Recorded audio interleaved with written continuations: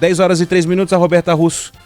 Meu parceiro de todas as manhãs agora, né? A Roberta tá madrugando também aqui na Band News FM.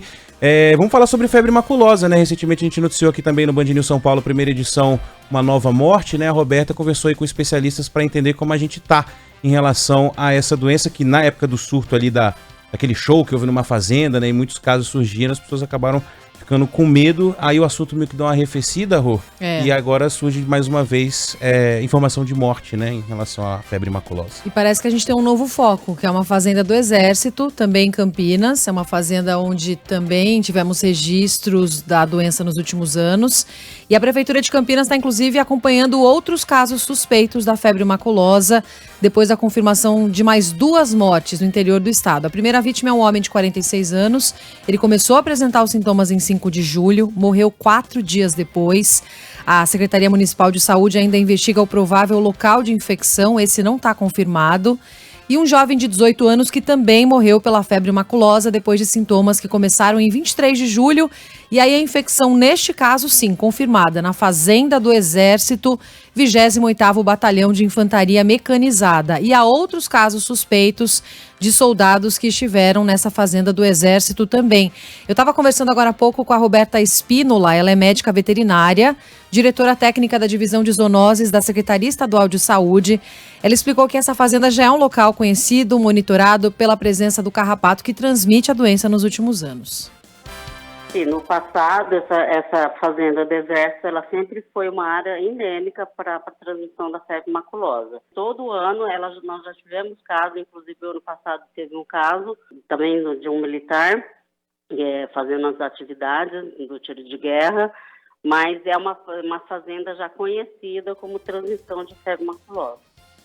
A especialista afirmou que em áreas maiores de mata é mais difícil fazer o controle do vetor, porque eu questionei, falei, mas se é uma fazenda onde todo mundo já sabe onde tem febre maculosa, já tem estratégias, continuam rolando os casos, tal? Ela falou, é muito difícil, né? São fazendas enormes, o carrapato é o vetor, é difícil fazer o controle. E nessa época do ano, os casos costumam acontecer de verdade. Então, precisa de cuidados, de informação para a população, uso de calças, camisetas de manga longa. Campinas é uma cidade onde sempre tem registro, cor cidades clara, vizinhas, né, também cor clara, para poder identificar o carrapato. Ou assim, fui numa área onde o pessoal comentou, tem placa de que existe o carrapato, transmissão de febre maculosa. Depois chegar em casa, tirar a roupa, dar uma olhada na pele, procurar, ver se tem algum carrapato, tomar um banho, fazer a higienização também.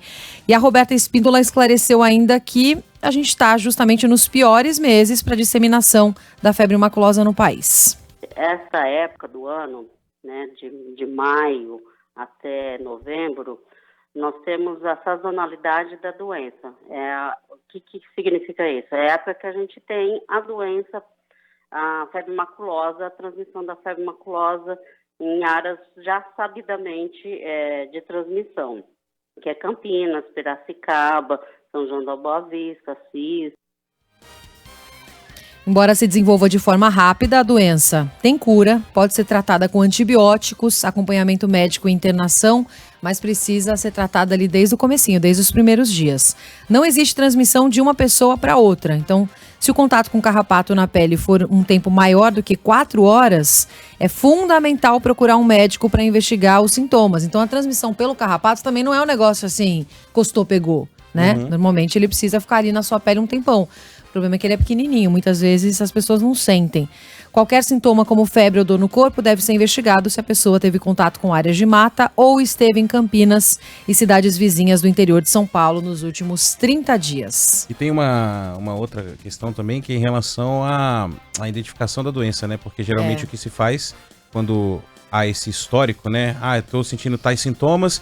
Você esteve aonde? Eu estive numa fazenda, já começa o tratamento antes de saber se é ou não, porque geralmente o teste que detecta, quando detecta, é porque a situação já está muito ruim, né? A doença já avançou bastante. Então, esse é é algo que pesa também. Então, o ideal é os médicos já costumam entrar com antibiótico e tudo, mas... Porque, assim, apesar dos números serem muito assustadores em relação à mortalidade, né? Ela não que me entendam bem, né? Mas ela não é uma doença que pegou, matou, né? Porque dá a entender isso. Mas é justamente por causa disso, porque quando se detecta é porque ela já avançou muito. Então, se começa a tratar cedo, geralmente você não sofre tanto. E é sintoma meio que você pode ter de outras doenças várias, e sintomas demora que a gente pra identificar. Às vezes ignora. Exato. Só uma febre, O exame não tem em tudo quanto é lugar no sistema público de saúde. Então, normalmente, os médicos fazem uma avaliação. Esteve em área de mata, tá com tais e tais sintomas, já entra com remédio antes de confirmar.